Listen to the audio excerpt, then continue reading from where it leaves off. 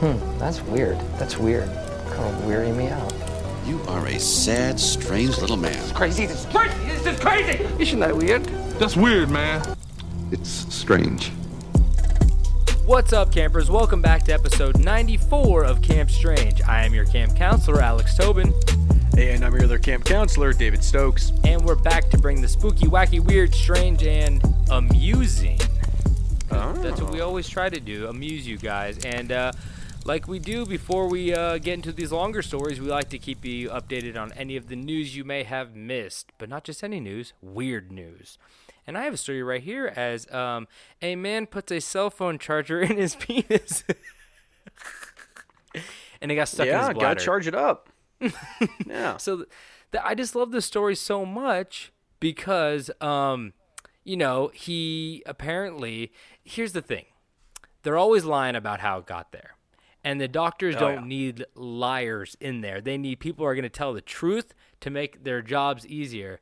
And this guy, after 5 days of, inserting this charger, he went into the hospital and they couldn't really find anything. And then he said, he goes, my penis hurts and my bladder hurts. And they go, oh, why? And he goes, I don't know why. I just have severe pain. And then he's like, you know what? I think I swallowed some headphones. And they're like, oh, you swallowed some headphones? And after they did a x-ray, they found a 2-foot-long charging cable in his bladder. 2 foot. Yeah.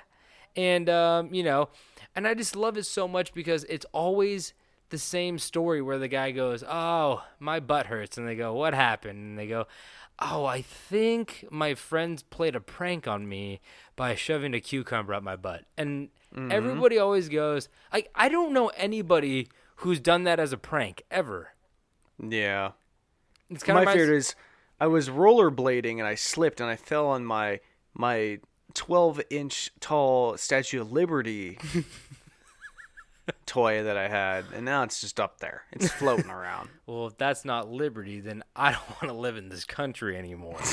but it's the doctor said, I've read that people used to get sexual gratification by inserting instruments into their penis, and apparently this is the case. But the guy, he denies it. He said it was an accident, and they always say it's an accident. But you know what? Just be honest with you. This only becomes news when you lie to your doctors. Then I'm just kind of surprised that the doctors are allowed to tell people about this. Isn't there like patient, doctor confidentiality? Yeah, that's what I'm confused about. I mean, as long as they don't name his name, but I don't know. I don't get how that gets out either. But the doctor got a free charger, and that's all that matters. My phone's never charged better. My penis it could last up to 8 hours now. Anyway, do you have any news stories for us, David? I do. So the first one I've got is that the U.S. military could lose Space Force trademark to a Netflix series. I literally just saw that the other day. How is that possible? What's going on there? I guess what happened was the military never trademarked the word the name Space Force in a television show starring Steve Carell. I haven't have you watched it? No, not yet. Actually, my brother just told me he saw it, and he said it was really good, actually. He really liked it, but I think a lot of people thought it was going to be like The Office, but it's more of like a dry satire piece on like people in government. He said it's very similar to like Silicon Valley, where like they're making fun of like the industry, whether it be like, tech or, government or, military. So I think it's kind of like more of a dry version of that. So I'm definitely going to check it out. So I don't know, but yep, that makes sense. People don't trademark things sometimes, and swoop, there it is. Got it. Anyway, I have another story, as this is really cool. So apparently this multi-millionaire, I'll just read the headline, hidden treasure chest filled with gold and gems is found in the Rocky Mountains. So this guy named Forrest Fenn was a millionaire, or he is a millionaire, and he hid a treasure chest in the Rocky Mountains 10 years ago that contained golden nuggets and precious gems. and like in a box, and he said it was like 40 pounds full of all that stuff, and he put a poem in this book that he wrote. And for the past 10 years, people, and he said, like, this leads to treasure in the Rocky Mountains. He says it's like between Canada and Mexico, and it's over 5,000 feet elevation. But here's this poem, and I guess people have been searching for it. Apparently 4 people died looking for it. You know, I don't know if that's I was actually going to do a full story about this. Oh, really? Yeah, which I still can. Oh, yeah, true. Because I don't know that much about it, but apparently somebody found it. Yeah.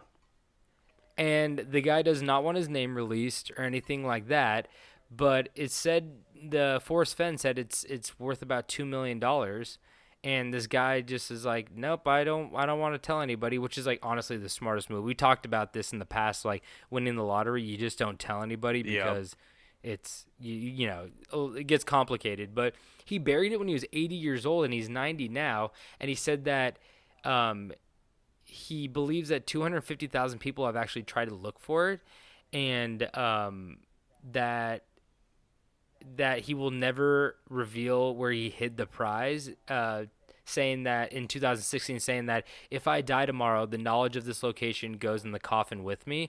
So even though the guy found it, I don't think he wants to reveal the location, because, you know, if you reveal that location, then if he does it again, let's say, then people will be like, okay, he's more prone to do this and that, and like maybe, you know, they could read him a little bit better instead of just like analyzing the poem. Yeah. So I think he just wants to kind of keep it a mystery, which is really cool. This is like the DB Cooper style, Exactly. you know, treasure, and you know, a cool guy, Forrest Fenn. I wish I was a millionaire. I'd do that. If only I was a millionaire. Yeah, that's the first thing I would do. I'd take my first million and bury it in a field. Yep. You're like, oh, okay. You didn't want to invest that? Nope.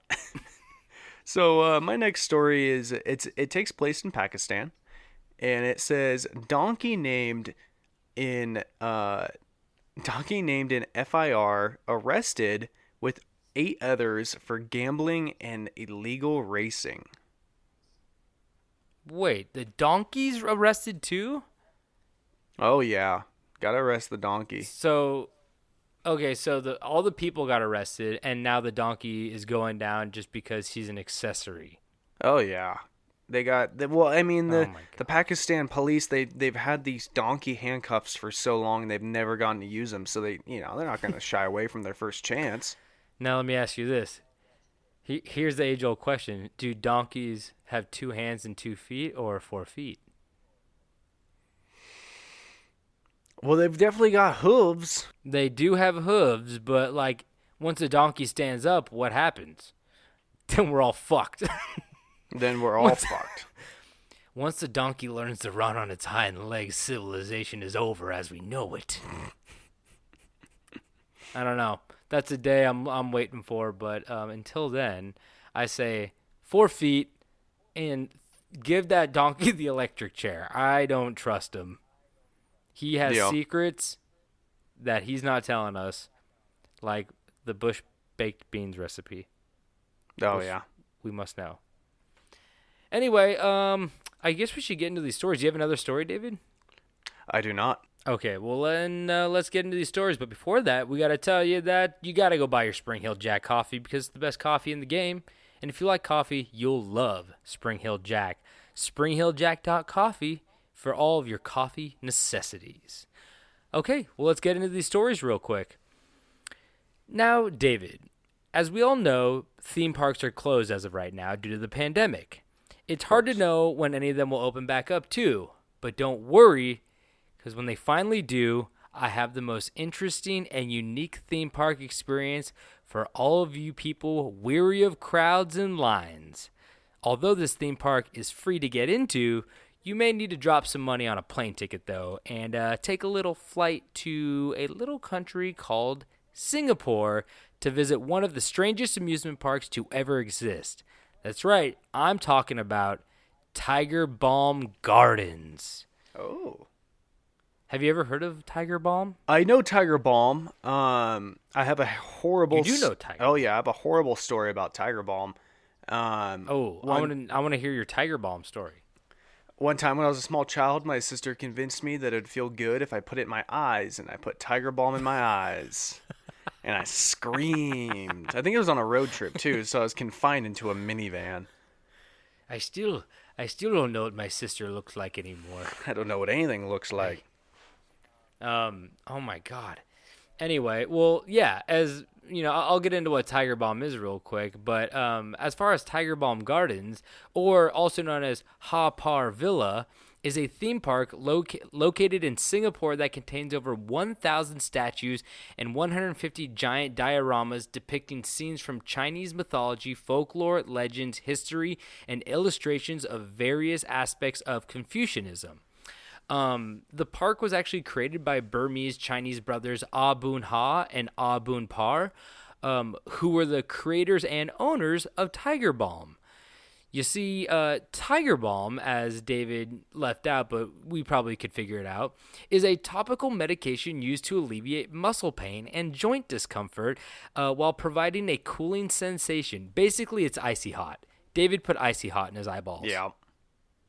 So I thought you were going to say, like, you put it on your nether regions, because I've heard people do that. Oh, yeah. You know, people get tricked into doing that one. That's the old classic. Yeah, when I used to throw javelin, my hips would always get sore, so I'd put it on my inner groin hip area, and sometimes it would sweat down to the giblet region, and that was never fun. It's crazy how long Tiger Balm has been around, too. It's like... So I'll just tell you the story. So when the brothers moved their company from Burma to Singapore in 1926, they already had Tiger Balm before that, but they were just operating in Burma, and they moved it to Singapore in 1926 when they purchased a plot of land on a hill for their new business. And after 2 years of purchasing the land, and creating an even more successful business in Singapore, one of the brothers, Boon Ha, began to commission statues and dioramas on the land that he built it on land to serve to teach traditional Chinese values. So for the next 17 years until his death, Boon Ha built an entire park of statues to teach visitors while also selling Tiger Balm. So if you actually look around the park, it has a lot of like moral stories. It's almost like if you took like the Bible and just like made like, oh, this is I wish I knew one story from the Bible. I almost said Jonah and the whale. Is that in the Bible? Sure. Where he's in the whale? Yeah. Let's just pretend like Pinocchio, it is. You know? yeah, like, it's fine. Or like Noah's Ark. If like you did like a Noah's Ark diorama and like you put it up and you're like, this shows that like we should treat nature with respect, and but that's more about like the wrath of God or something, you know. But this was meant to teach like people like good customs and like history and folklore, and be like, this is a giant snake. If you cheat on your spouse, you'll get eaten by the giant snake. Yeah. And it's just kind of interesting like that. But it's also funny because around the park, it's just like a giant Tiger Balm advertisement too. So like the statues will be like in a diorama, be like holding Tiger Balm in their hand as well, which is like hilarious. So, okay. I mean, they gotta sell Tiger Balm as well to keep, build more dioramas. But actually, during World War II, the park was actually abandoned as the Japanese took over the hill to use as a vantage point to watch ships at sea. But after the war ended, things went back to normal, of course, and it became, he kept building through those 17 years. And actually, during the 50s and 60s, before television and shopping malls, the park did relatively well, making a profit overall. But in the 80s, though, a drop-off occurred, and the Singapore Tourism Board decided to use $30 million to develop the park once again, adding new animatronics and attractions to try to create a quote-unquote Oriental Disneyland. But they discovered that it was far too expensive to finish what they had started with the animatronics and everything, so they just like left what they built, and then they touched up like the things that were already there, because they're like, oh, $30 million isn't enough to like revamp the park to the standards that we want to. So they only built a few animatronics, and then they just like repainted everything and like fixed holes and whatnot. Yeah. But even after a renovation and name change from Tiger Balm Gardens to Ha Pa Villa Dragon World, which is actually a pretty Cool name. Yeah. The park still did not draw a crowd like they had hoped, and eventually led to the loss of $31.5 million over the next 10 years. Ooh! So at this point, they're not only in debt for building all of the statues, but they're also, which is probably like millions, they're also $30 million in debt to revamp the park, and then a $31.5 million in debt, just like decline over the years of like paying people to work at the park and, you know, all that stuff. They just like weren't making a profit. But they did actually earn a profit in 94 after another remodel, but the money quickly stopped rolling in altogether. Eventually in 2001, leading the board to change the name back to Tiger Balm's Garden, and they provide free admission to the public. So they kind of were like, this is not making money, but we also don't want to like tear it down and abandon it. So we're just going to like keep it open and probably like, you know, pay a couple people to like security and maybe just like people to help out pick up trash or something like that. Yeah. But it is still open to the public because they wanted to keep the traditional values and like the history of it. And, you know, it is a tourism thing. Even though it's not that popular, it does draw some people. So, like I said, the park contains 1,000 statues and 150 giant dioramas depicting scenes from Chinese mythology, folklore, legends, and history. And here are just a couple of statues you might see there. And this is why I chose it. It is a terrifying looking place. Not only because the statues, like some of the statues are actually really cool looking, like the artistry is like pretty cool, but it's just like that kind of weird artistry. It looks like almost like it's made of paper mache in a weird way, but it was also like made in like the 30s and then they revamped it, but they didn't want to change too much stuff. So it's like a lot of the stuff is really crazy looking, but it's a lot of the subject matter is just fucking insane. And I don't know if it's because they wanted to appeal to children or if like some of Chinese mythology is just like that insane and I didn't know about it. Yeah. You know? So kind of like the whole Jonah and the whale thing, if that is even a part of a religion. Yeah. No, you that know, sounds it's like right. it's like a fucking crazy story of a kid getting swallowed by a whale. You're like, what is this supposed to teach? Like, where's the lesson in this? But I mean, they always find one. So, there's a large diorama illustrating the legend of the white snake, one of China's 4 great folk tales, which depicts the story of a young boy who accidentally takes pills, giving him immortality, and upon throwing them up into the sea, forever entwines his life with the snake who eats them and adds 500 years to his life. And, like, I don't know. Like, maybe that's just folklore without a lesson, but it kind of makes it sound like you take pills to become immortal. Okay. And then you throw them up into the sea. A snake gives you more life. Didn't they make It's a movie? very interesting. Did they make a movie about that with Justin Timberlake and Amanda Seyfried? Seyfried? Yeah, that one. What movie is that? I don't know. Wasn't he Invincible?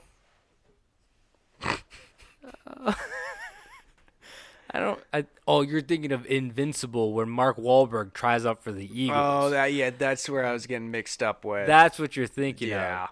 A lot of people get those mixed up. Yeah, he went in for that one play. Oh, he got white knuckles when he leans forward. Watch out, he's going to lean forward. Anyway, if you guys haven't seen that movie, go see it. It's good, but also bad. It's amazing. So there's also a statue of a younger woman breastfeeding an older woman as kids jump on a bed laughing behind them. And this apparently tells the importance of taking care of elders the same as they took care of you once. Okay. But I guess, you know, no other way of really depicting that as breastfeeding an old woman. Yeah. It's pretty cool, I guess. No, it's fine. And here's a couple other ones I'll just list off real quick. A couple other notable statues consist of a human head on the body of a crab, a guy hitting a lady in the neck with a machete. Time out. How does a human head sit on the body of a crab? I'm confused here. Is it coming out of like the face area? Like is it coming up and out? It's not just slapped on top of the shell? Pictures. No, it's like it's on like where it's a tiny little human head where like the crab eyes are. Okay. I mean, that makes sense. I There get are it. definitely Yeah. there are definitely a lot of pictures, and if you really want, there's some people who went there, and you can find them on YouTube. They go through the park and like kind of show you all the dioramas and stuff like that. But like I said, human head on the body of a crab. Yeah. A guy hitting a lady in the neck with a machete. Okay. Well, I mean, what's the story a behind frog that one? You know what? I don't know. Some of them Okay. aren't really explained. I think it's just more of like like I said, the dioramas are like, they'll have like 100 people in them, and they'll be like, this is about the Chinese Revolution, or this is about like, just like random historical things, but like they'll have like one guy, like it just like depicts violence that happened at the time or something. So like Okay. somebody's just getting hit in the neck with a machete. Yeah, Another it one happens. is it does happen. A frog in a baseball cap riding an ostrich. Awesome. I don't know. Love that. I don't know what that's supposed to I mean. can't get enough of that. Furry forest animals carrying other wounded creatures on stretchers, and they're like missing limbs and shit. Oh. Yeah. Okay. And 2 life-size humans with chicken heads who are fighting each other. They're fist fighting each other. Okay. Yeah. So, did you know it's fun stuff? But the thing that the park is known for is one very specific attraction that is known as the 10 Courts of Hell. And this is where it's kind of creepy. See, this attraction is a long tunnel in which you walk through the 10 stages of hell, depicting the punishments you receive in the afterlife depending on what crimes and atrocities you have committed while alive. And I really want to get into this because this is the most interesting part. You see, when you first walk into the tunnel, actually the tunnel used to be a giant dragon, but they switched it to like a gray tunnel now. They just like got rid of the dragon. Lame. But when you first, I know, it's kind of like, why'd you do that? But when you first walk into the tunnel, you come to an impasse. You see, in Chinese folklore, when you die, you have 3 options. 1, if you've been an amazing person in life, then your soul gets to take the legendary Golden Bridge to the pure land of the West, which is ruled by Buddha Amitabha and considered nirvana in the Buddhist religion. This option provides complete release from the cycle of birth and rebirth, rewarding the soul with complete salvation from the cosmos itself. So basically, you're not even in the universe anymore. You're like an ethereal, I don't know how to say that word, like being, and you're not even a part of like the universe anymore. You've transcended the universe, which is like fucking crazy. Real and only cool. the best of the best, only the best of the best can get that. Obviously, I Now, mean, 2, so in the second one, if you've been like an okay person and did some bad and did some good, then you get to take the Silver Bridge, which leads to heaven, which was a very important domain of the cosmos. See, heaven is ruled by the Jade Emperor and populated by gods and heavenly officials. The soul entering heaven via the Silver Bridge would be reborn as a god and become an important figure in the cosmos. So if you've been good but not like ethereal good, then you get to just be like a god. And apparently a lot of people don't get the option. I think you have more of a choice, and a lot of people don't even get the choice between silver and gold. I guess that's like very few. Most people actually have to go through the 10 Courts of Hell, and where they get reincarnated at the end. So the majority of people don't even get to see the bridges. See, but these 2 options have become widely argued through the Chinese culture, whether it is more desirable to escape the cosmos altogether and experience eternal bliss in the Pure Land, or to remain in the cosmos as a god in heaven. David, what do you think that you would rather choose? When I die, just throw me in the garbage.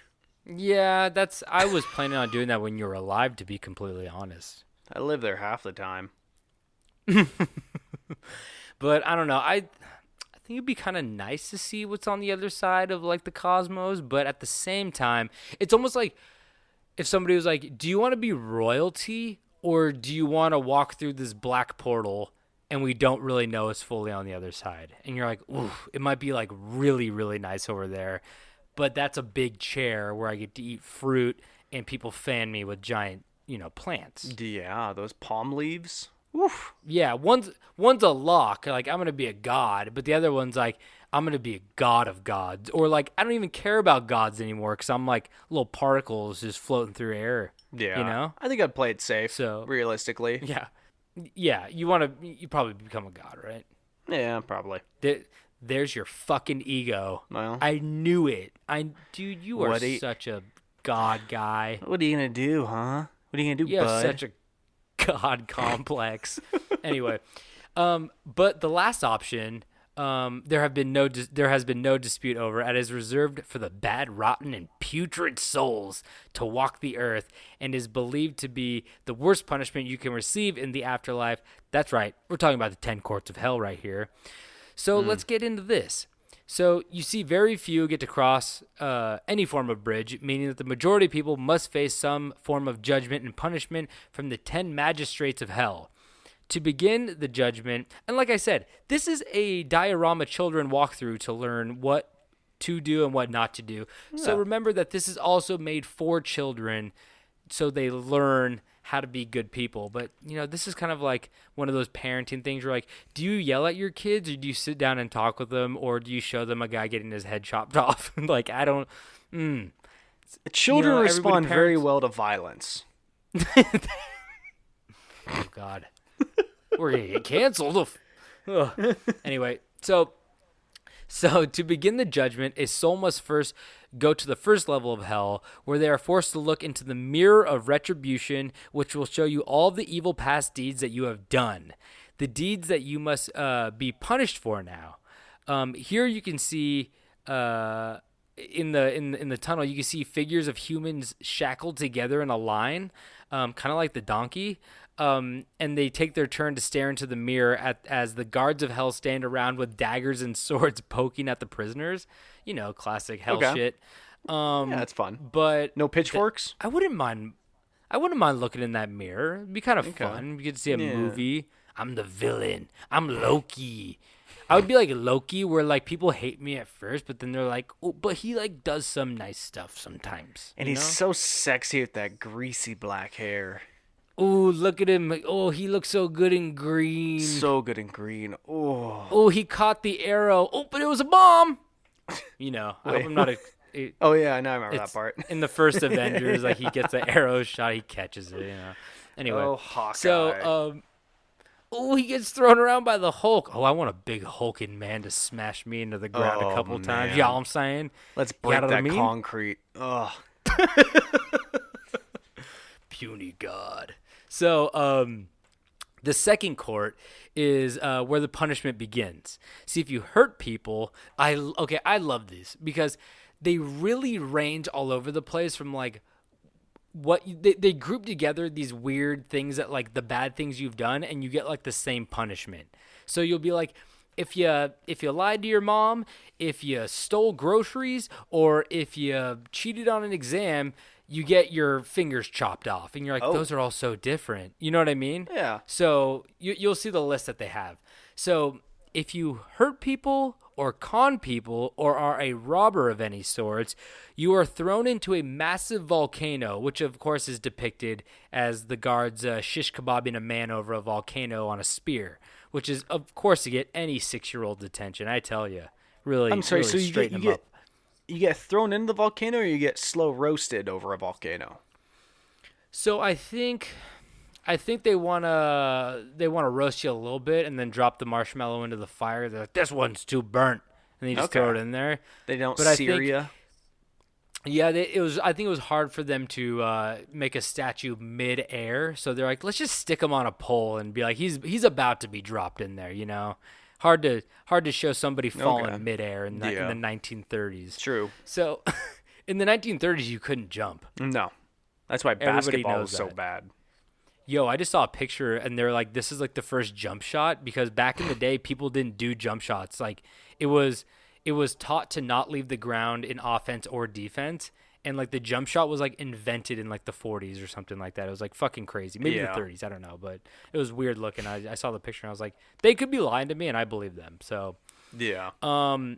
another one in the same, in the same rung of hell, second rung of hell court. If you are a gambler or someone who corrupts others, you are banished into an ice pond where you are forced to freeze and tread water for a certain amount of time. Okay. And if you are a prostitute, you are forced into a filthy blood pond where you are drowned and killed instantly. Oh. Okay. I don't think there's anything wrong with prostitution. No, and honestly, I think that's It's a victimless crime. It could be a worse punishment. I don't like how they called it a filthy blood pool. Like, whose blood is in there? Gary Busey's blood? What's the difference between a filthy blood pool and just a regular old blood pool? Yeah, it's like, do these people have diseases, blood diseases I don't want to touch, or, is it Gary Busey's blood, like I said? I don't know. It could be. But I'll drown quick so I don't have to live in that experience for very long. So in the third court, if you are ungrateful, disrespect your elders, or escape from prison, see, look, this is the shit I'm talking about. If you are ungrateful or escape from prison, like those are considered the same. Then you have your head cut off while still alive. If you are a drug addict or try to get others to commit crimes, then you are chained to a giant scorching hot pillar, which is actually one of the cooler punishments. And that's it? That's it? You just get chained to a pillar? They don't I think cut your dick off and throw it in the river? No, they don't do that. There's some more coming up, but Okay. I think it's kind of like we're going to chain you a little bit. We're going to punish you, but you still get to walk through the other courts of hell to see if you've committed other crimes. I thought it was kind of like, I always thought it was more of like the Dante's Inferno, like circles. Like if you did this, you stay in this part of hell, but they're kind of making it seem like you walk through all of them. Okay. That makes more sense. Which is very interesting. So I could be completely wrong, but this is what I picked up on. So in the fourth court, if you are a tax dodger or refuse to pay rent to your landlord, I think landlords paid a little bit of money. Like put the landlord thing in there. Yeah. Then you get your head bashed in with a mallet. Okay. Which is already what my landlord does to me. Oh my god, Seriously. every month.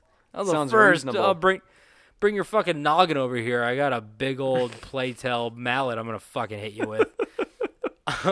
Harley Quinn, you bitch. And if you didn't listen to your family, then you are crushed to death with a giant stone, which is like, I don't know. I feel like a lot of people are getting fucking the shit end of the stick on this one, where you're just like, yeah, I didn't listen to my mom that one time. Oh, you're gonna fucking crush me with a giant stone? Like, fuck. They have a lot of family values here. Yeah, and also, don't worry, your family's there, because as a fun little present, the people who you have wronged get to watch your punishment, so your grandpepper and your landlord get to cheer you on as another man hits you in the head with a fucking hammer. I just don't think that they... cool. I don't know. You can lie to me, and I'm not going to be cheering on when a demon's smashing your fucking head in with a mallet.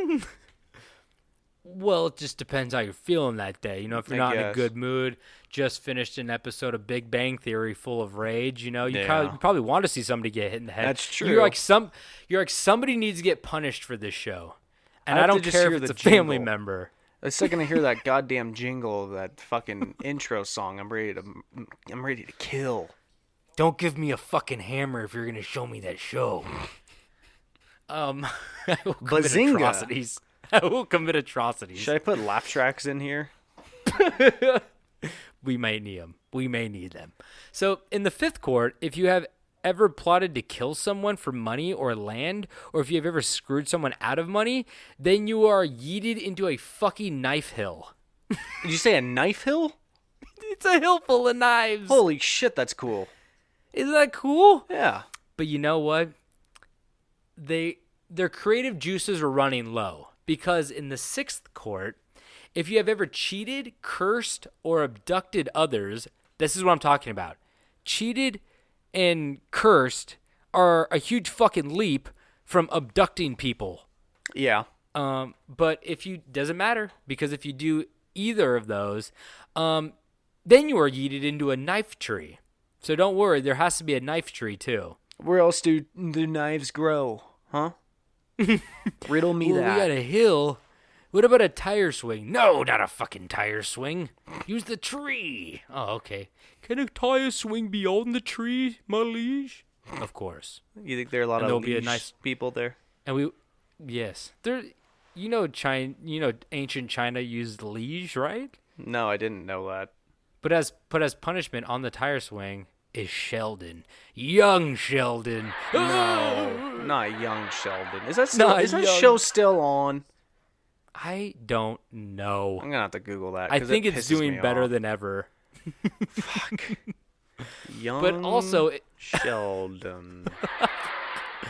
oh, that's the 11th court of hell. I didn't see that. Okay, yeah, Young Sheldon, 11th court. But I will continue as David looks up the funniest clips from Young Sheldon. Also, in the 6th court, if you misuse books, have porn, or break rules, or waste food, then you are sawn in half hamburger style, not hot dog style. So it's you know hamburger style and hot dog style, right? So through the hip. Yeah, exactly. It's how Okay. you fold a piece of paper, hamburger style, hot dog Yeah. style. So you get a belt of a saw right across your hip. So you're cut in half. Your legs can be dancing around while you're hanging from the knife tree like a little chimpanzee. It's a good time. I do have some unfortunate news to report. Oh no, what? That as of right now, there are 65 episodes out of 3 seasons. Oh my god, that is so many fucking episodes a season. And yes, as of September 25th, 2017 to present, Young Sheldon is still on air. All I beg, I ask, I plead, Timothy Marks, the producer, please just stop. Please stop it. Also, I'm also very disappointed to find out that Jon Favreau was an executive producer, but they do say that was for the pilot only. But John, you're better than that. John, you're chef. You're Carl Casper. Jim Why are you doing Parsons. this? Jim Parsons is also an executive producer. He just wants more of that young Sheldon. That makes sense. He's old Sheldon. And he's old but Sheldon. That's the 65 courts of hell that I will cover next week. Sheldon gets braces. So in the 7th court, if you're a rumor maker or a liar, then you get your tongue ripped out, and if you're a rapist, then you get kicked into a vat of boiling oil. And I'm That's glad cool. they added the rapist thing to the list, but I kind of think that they should have like a worse punishment. But then again, I also don't know what like boiling oil feels like, but I kind of like want the sawn in half thing. You know what I mean? This makes it just seem No. like I'm more I think violent there's- than I am, but I think there's more suffering in becoming a French fry than there is, getting Fair. cut in half. Fair. Okay, fair. So, in the 8th court, if you cause trouble for your family or cheat during exams, then you get your organs ripped out of your stomach. And if you've hurt others to benefit yourself, you get completely dismembered. They just cut off all your limbs. And, of course, these statues show All of someone them. getting... Yeah, but this statue in the 8th one, rather than the 6th, they show somebody getting cut in half hot dog style. Oh shit! So that's fun. They start at the head, work their way I down, was which gonna is actually say, nice. I was curious on which end they started at. Oh, the statue is halfway through the head. It's very graphic for children, honestly. I think I would rather start at the head. Yeah, of course. I mean, it's gonna hurt, but it's better than starting, Because you'll upside down, which is another. You'll die a lot faster that way too. And it's fucked up. Like, these are all like what's gonna happen in hell, but like I went to a torture museum in San Diego, Balboa Park, and they actually had the real saw that they used to, like, they would hang people upside down and then cut them hot dog style, starting at your yum bums, and The dingles. Ooh. So, in the 9th court, If you've done anything like robbery, murder, or rape, see rape again, then you get your arms and head cut off, and which is, fair. And if you've neglected the old or the young, then you also get crushed under stones. See, I think they realized that they're running out of crimes and punishments and started to double dip a little bit, because they're like, oh, we said 10. Let's just do robbery, murder, and rape again for sure. You know what I mean? Yeah. And they reused two of their old classics. And of course, in the 10th and of course, in the 10th and final court, you are finally reincarnated and forced to drink a drink that makes you forget your past life. And most of the time, apparently, you don't come back as something as good when you reincarnate. Sometimes you do, but sometimes you come back as a little cockroach. A dung beetle. Those things don't die, so you gotta wait a little bit to get reincarnated again. But and as you finally leave the 10 courts of hell in the amusement park, and like I said, all of what I described is seen in this tunnel, so you can see these sculptures, and they're pretty horrific. We'll post some pictures, but once you walk out of the tunnel back into the light, into the sunshine, the first thing you see is a large sculpture of two giant grasshoppers kissing as human-like rats, raccoons, and elephants take pictures and point guns at them. So are they got a camera in one hand and like a pistol in the other hand, or is it there's 12 to 15 like red pandas, elephants, little raccoons, and like some of them have cameras, like a couple of them have guns, and they're just like they're all just watching these grasshoppers get busy, and it's just really confusing to me what this park is really standing for. And I think they're like, let's do morals, and then there's one guy was on like PCP, and he's like, grasshoppers kissing, and everyone's like, what? And he's like, I'll give you $1 million, and you're like, oh, that's his fetish. Okay, I get it. So more drugs. In the end, I guess what I wanted to say is that we have to preserve our weird past, because if we don't, it will disappear and make our lives that much more boring and normal. So try to add a little bit of strange and weird to your life whenever you can, so you could tell others, spreading the weird and keeping the strange alive for centuries to come. Because I want to keep that park funded and, alive and well, so more people can, experience this weird part of history that is just, it's so fascinating. I really like it. So where was it again? It's in Singapore. I got to go Singapore now. I know. It looks cool, and like and there's not that many people even now, like the tourism isn't as strong there for that park. Is that weird to you? Like, people don't want to take their children here to scare the shit out of them, but like, of course, they always have like the weird like travel vloggers, and they go there, and I'm very appreciative that they do that, because then I can experience that weird from a distance. But it's always more fun to go check it out. So maybe your next, slip a little $1 in the donation little box, and go see yourself some horrible torture. Fake, but fun regardless. Yeah, they're just statues. Yeah, they don't even care. They don't care. You could either go to Singapore and watch torture, or sit on your couch and watch young Sheldon and be tortured. It's up to you. Yeah, that's true. That is true. The choice is yours. But that's my story. Yours. So yeah.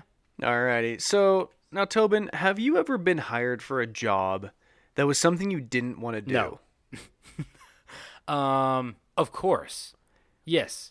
Well, maybe did you think maybe you could find someone else to do that job for you if you hired them and paid them a part of what you were paid to do? Yeah, I really don't think anybody, like, I'd have to pay them like double what I get paid in order for them to do these things. I'll just do anything for $5.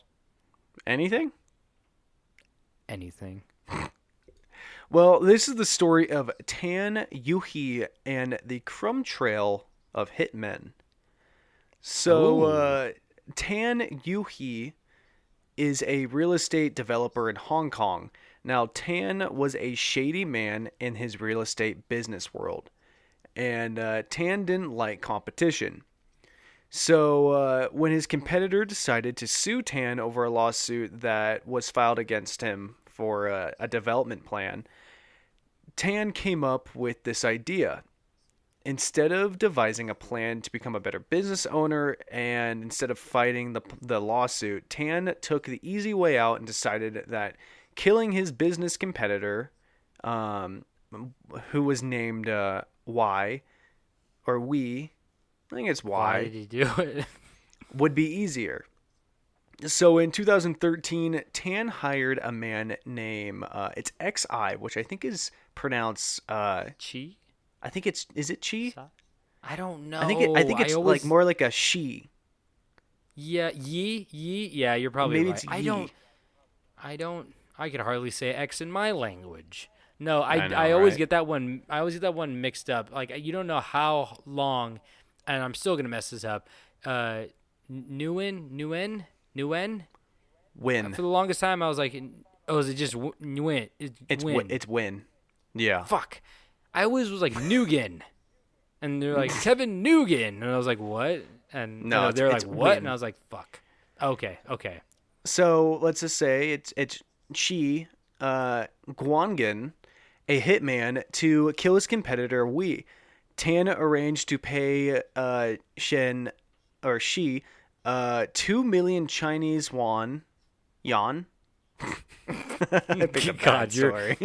you're all over the place. You're like Juan, son. I don't know.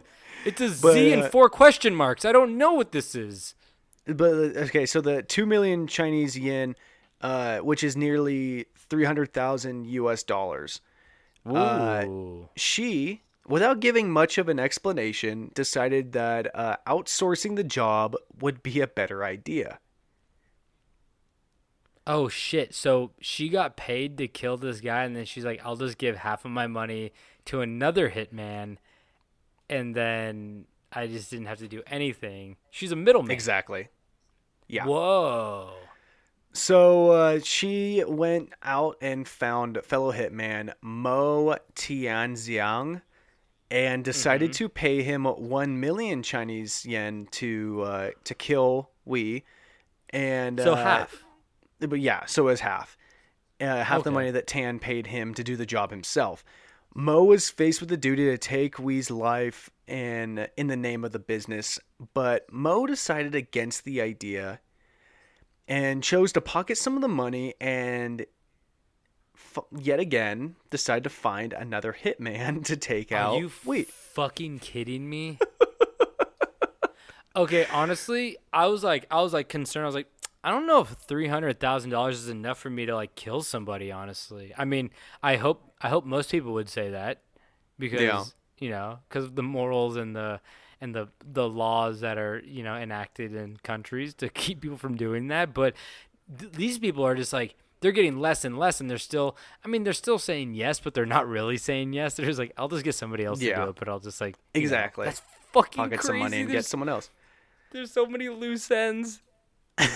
But, Mo, he had some other ideas. So then he contacted another hitman named Yang Kangsheng.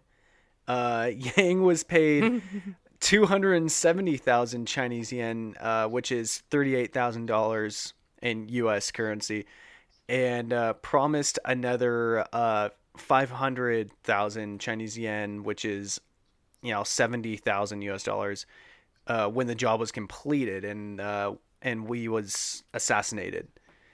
So now this is the second. No, this is the what are we at now? 2, 3? I think it was like woman. It was like man who wants him dead, and then This is the woman, third. and then man again. He's the fourth. Oh no, they're all men. Oh, I thought you said the second one was a lady. No. I believe the name is pronounced Shin. Oh, I thought you were saying she. You're like she went to go find another killer, and I was like, oh, okay, it's a lady. No. I thought it was a guy. Oh, okay. No, I believe that's how you pronounce the name. So yeah, now we're on our third assassin. But it doesn't stop there, baby. Yang then pocketed part of the money and outsourced the assassination job to a fourth hitman.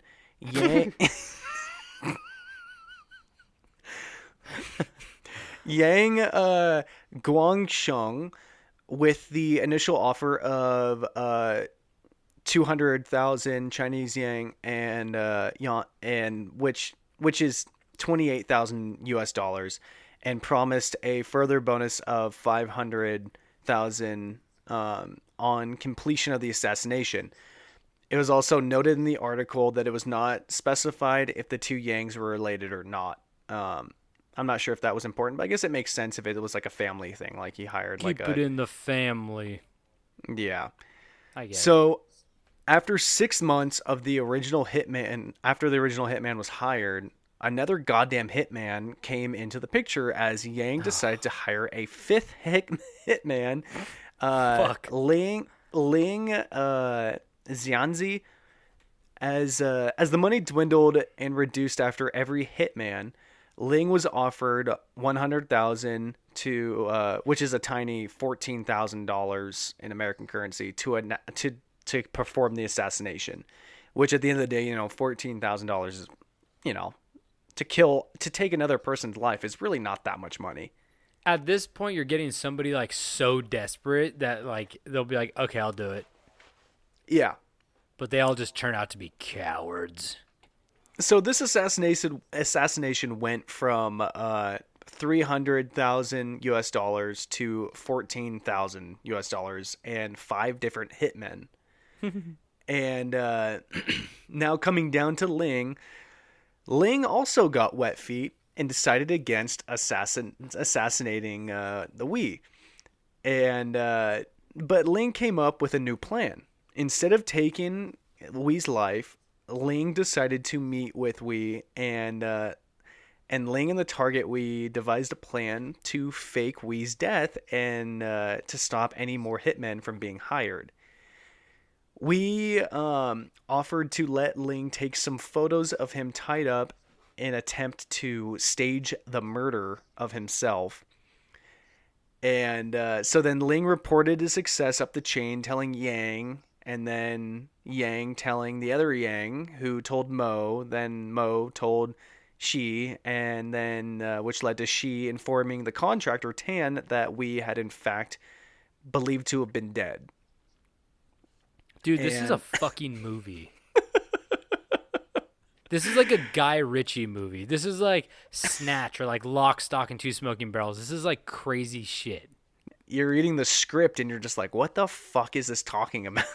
I know, it's so crazy. Like, just the fact that the guy's like, okay, fucking tie me up and take pictures of me. It's like, I would not want to be tied up around a guy who just got paid $14,000 to like kill me. And yeah, he came forward and was like, we need to fake your death. But at the same time, I don't really trust that guy to be like, okay, here, tie me up. And the guy's like, well, I could just kill you now. And it would be like, I really did it, It's, I don't know. But so the story doesn't end there. Wei said, fuck that shit. And he went to the Hong Kong police reporting the case said to police. And they charged Tan and the 5 middlemen hitmen for intentional homicide. Oh fuck! Oh wait, so he never took the fake pictures? They did. He took the fake pictures, and then once they were done, they reported it back to the Tan guy. We went to the police and was like, "Hey, they were gonna kill me." Fuck! Yeah. So Tan received 5 years in jail for initiating the murder plot of Wei, while the starting 5 basketball team of hitmen received prison sentences between 2 to 4 years each.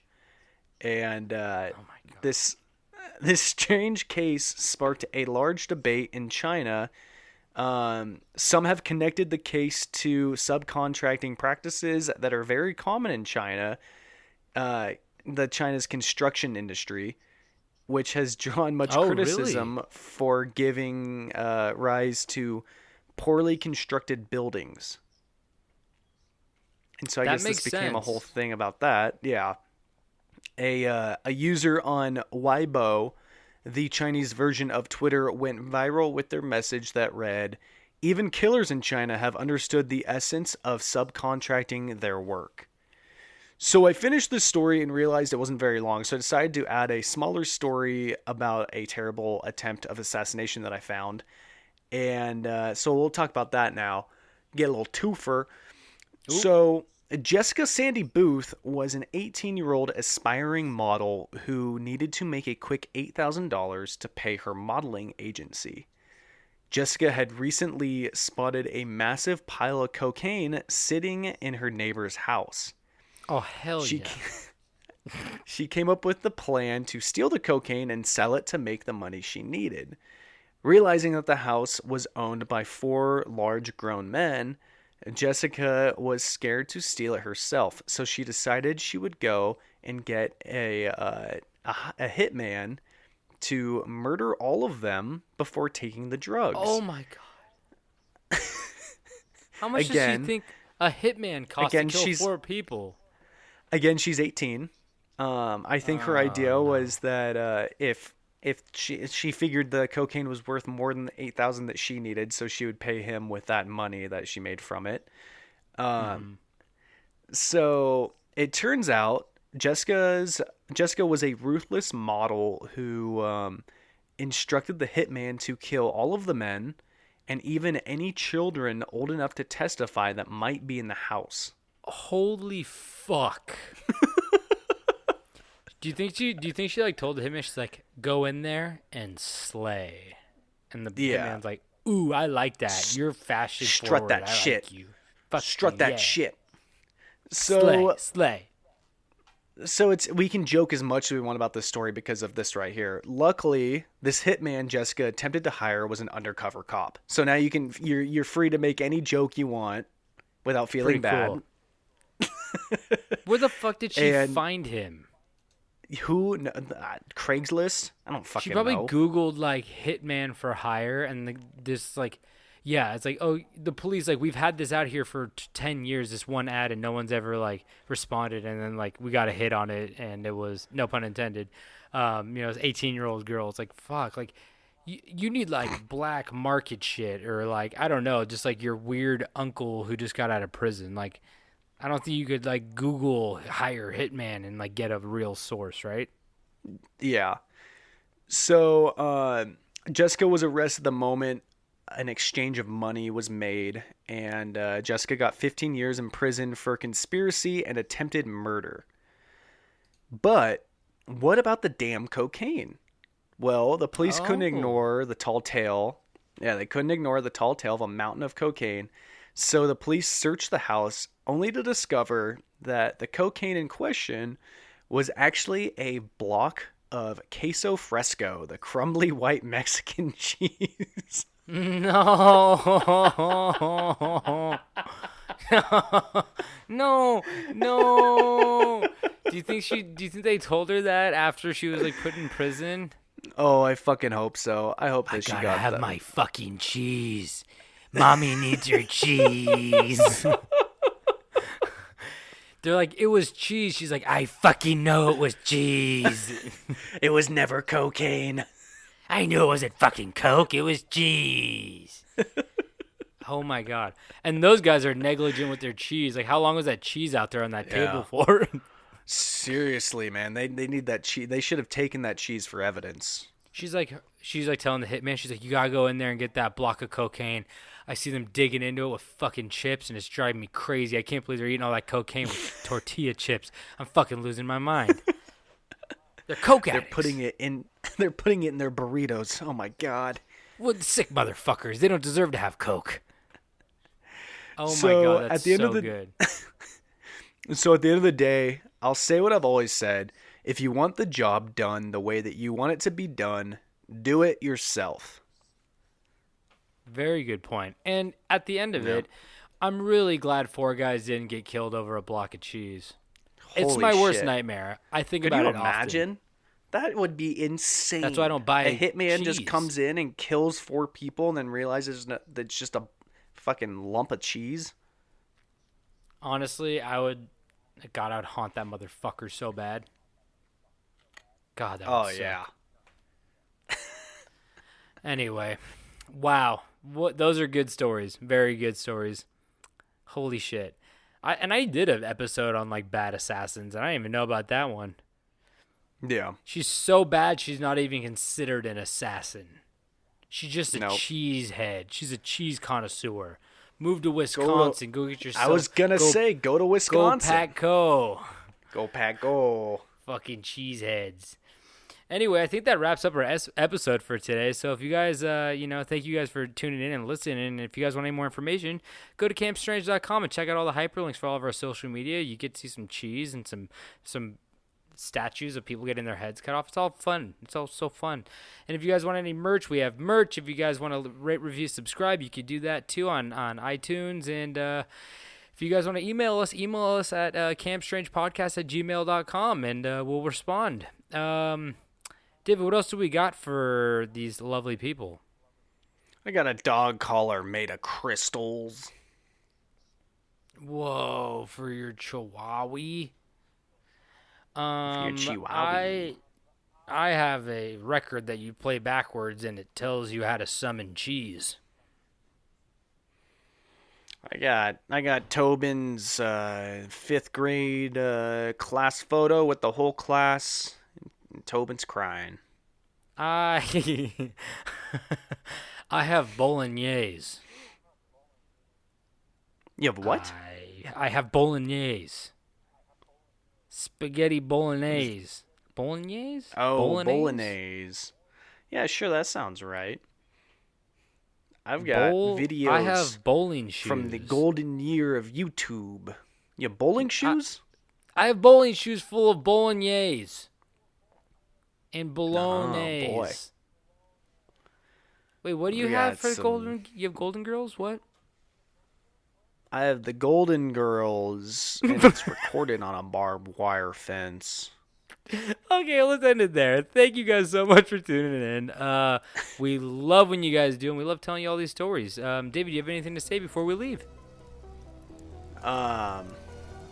Be careful with your fireworks. Yeah, true. And don't forget to stay strange.